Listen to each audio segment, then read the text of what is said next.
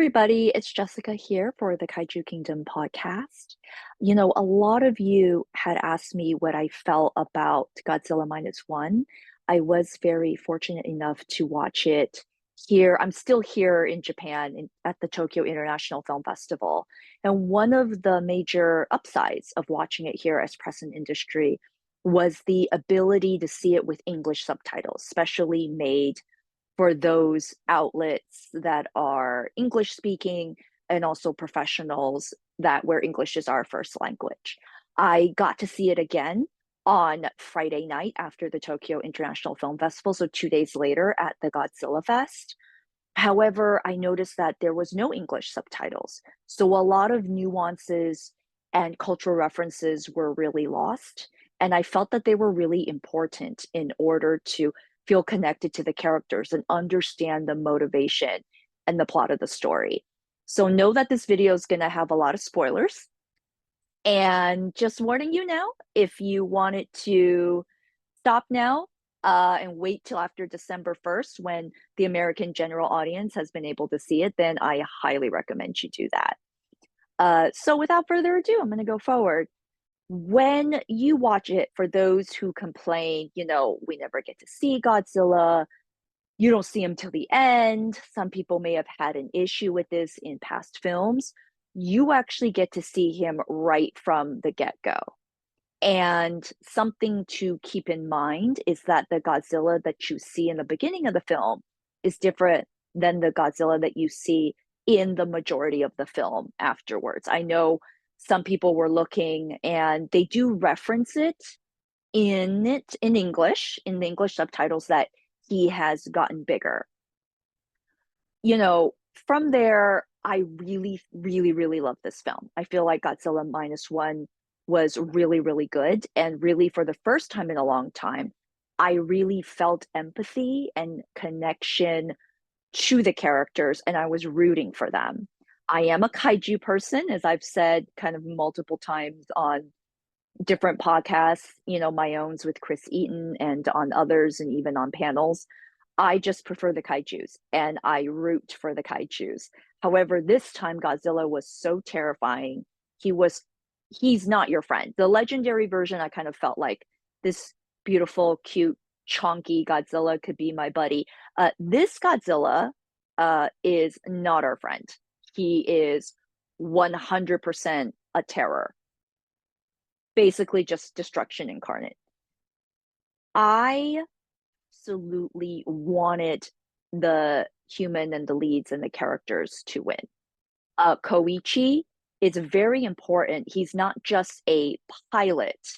He is actually a failed kamikaze pilot. And for those who know World War II history and what a kamikaze pilot is, failure is not really an option. So he carries a lot of that throughout the rest of the film. There's a lot of that cultural nuance that is lost when you don't get to see it with English subtitles or English dubbing, hopefully good English dubbing and good English subtitles. Because he is a failed kamikaze pilot and he had several opportunities throughout the film to take out Godzilla, he isn't able to until Noriko, the female lead of the story, she seemingly passes away from saving his life, and then he leaps into action. And he takes out Godzilla at the end. So we think this version of Godzilla has the ability to regenerate himself. He had very much Haruo vibes from the Godzilla anime trilogy on Netflix. However, I'm really glad that for me, his character completely kind of turns around at the end. Same with other characters. They did really good job. They actually have a great neighbor character. She starts off very rough, but you understand why she's so rough around the edges. She lost her children in the Tokyo bombings and wars and the destruction that happened. And she blames failed kamikaze pilots, someone like Koichi, only if you've done your job, my children would have lived. However, she completely turns around because Noriko, actually, that little girl, that child that you see in the film, is not her kid. She is adopted when her dying neighbor during the war asks her, please, please take care of this baby. And she takes her in, Akiko. With that, they kind of make a makeshift family with Koichi, which is actually explained throughout the film. She just kind of moves in, I guess. And it says a lot about their characters because he's such a good man that he just kind of takes in this woman and the child that's not hers. And she's such a kind hearted, empathetic, compassionate character because she then takes care of a child that isn't her because the post devastation of war is just so, so, so bad.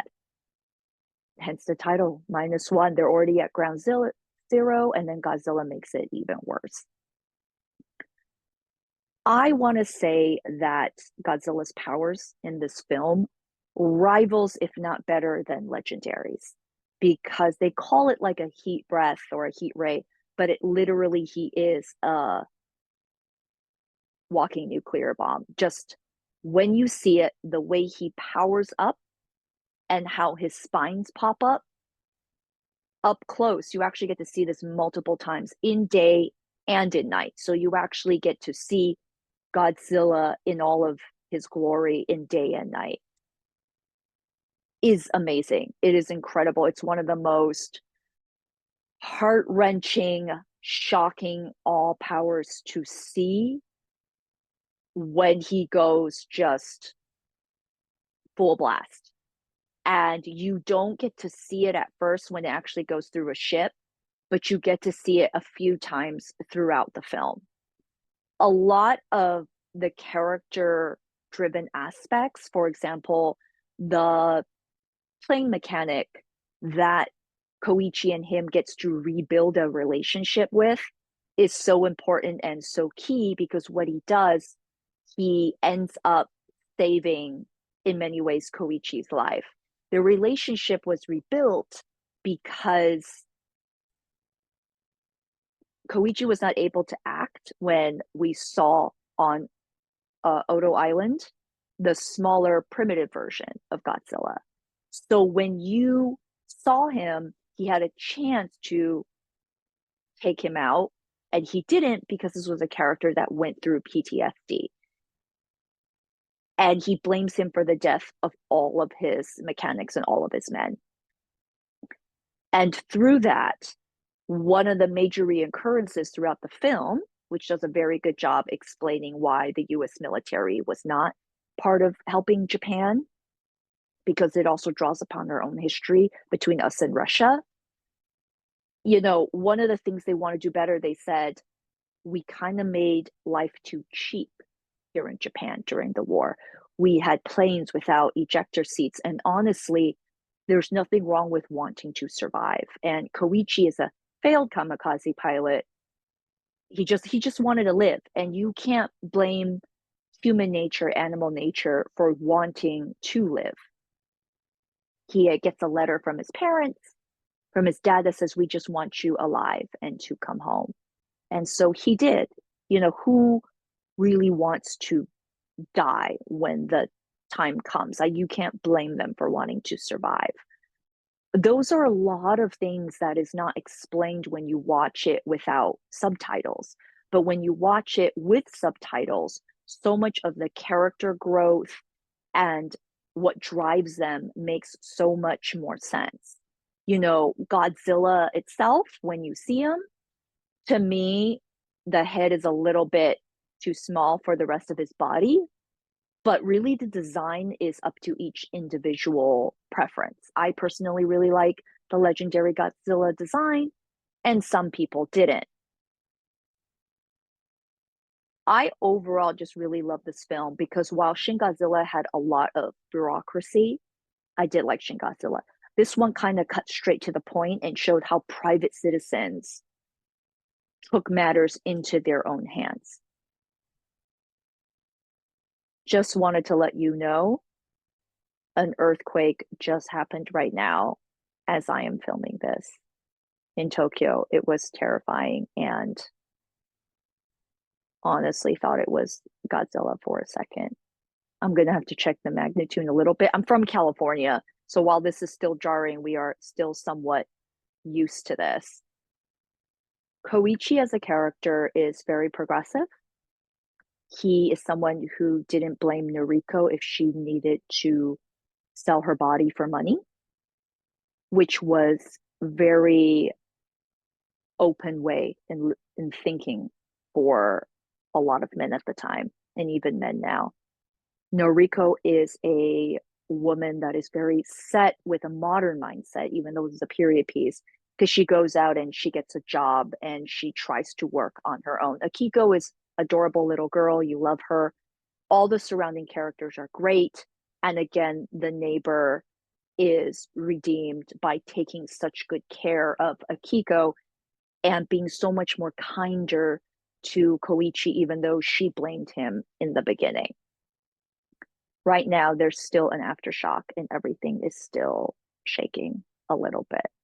As you know, I took little Godzilla notes in my little Godzilla notebook after, and a lot of the battles happen in the sea, in the ocean. It's a because Godzilla is a sea creature for a lot of us. And it was really great seeing an entire battle with huge battleships coming out, tugboats. The plan was insane. And you'll never see bouncy houses the same again after it. But while it was insane, I was on board. I was on board. Let me take a look to see what else. Again, the director Yamazaki says he's about 50.1 meters tall, which is 164 square feet. Despite the size being smaller than maybe the legendaries or other ones that we're used to, still just the way he looks, the way he's built, the way the visual effects is done, the way he moves, which you can't blame. Their budget is smaller than American film. It's still really gratifying to watch.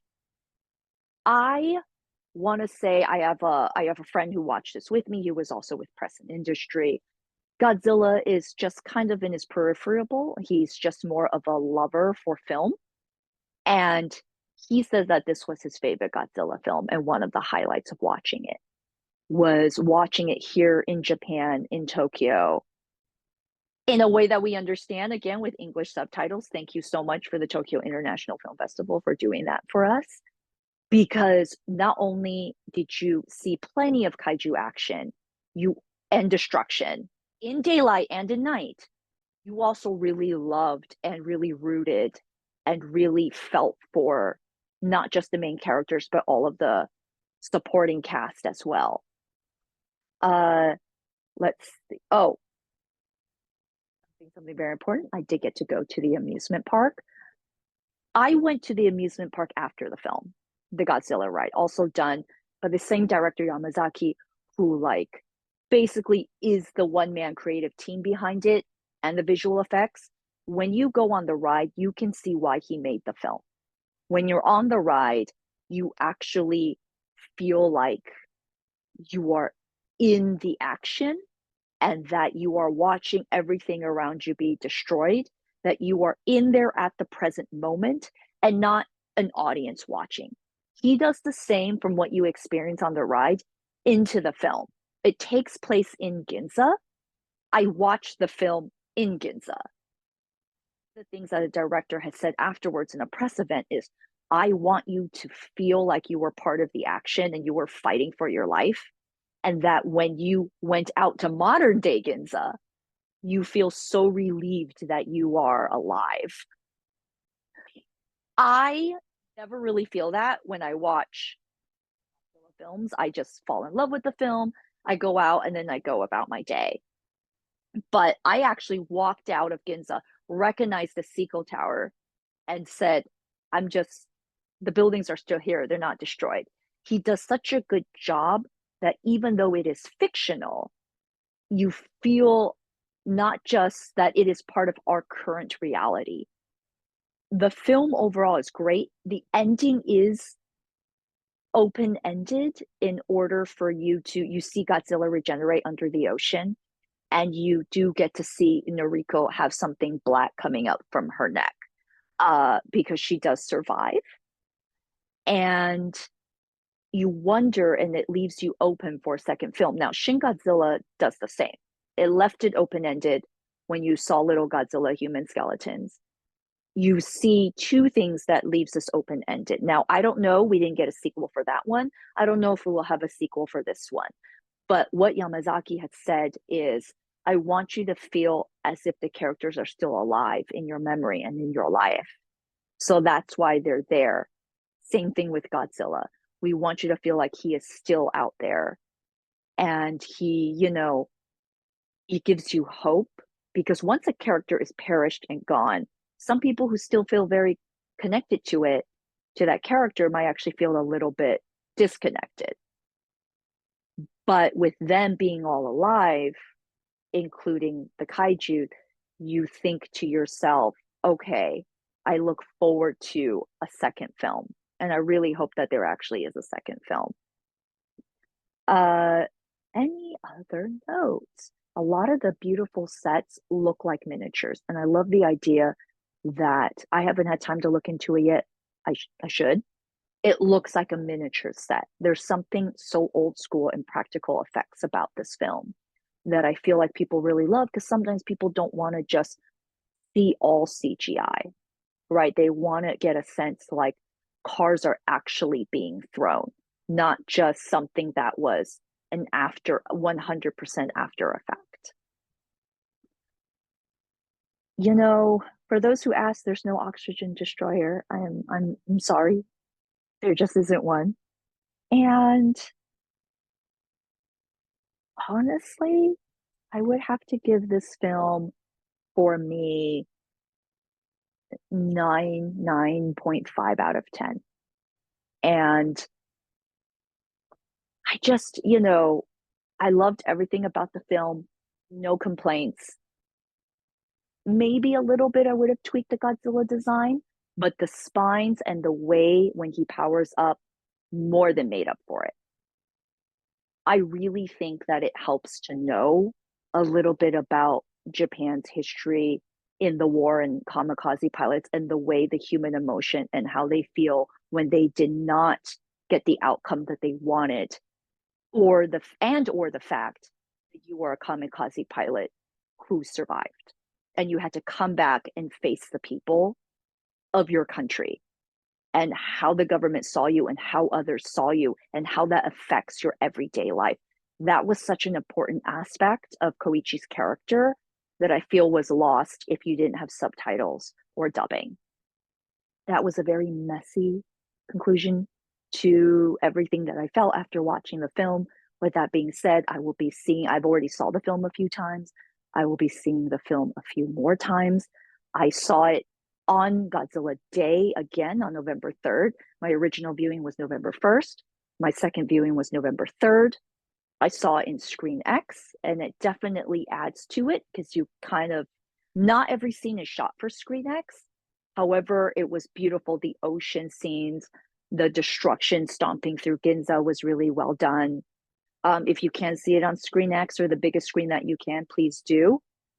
It was incredible and the perfect film to end the Tokyo International Film Festival. The staff there was absolutely great, helpful for someone who speaks no Japanese.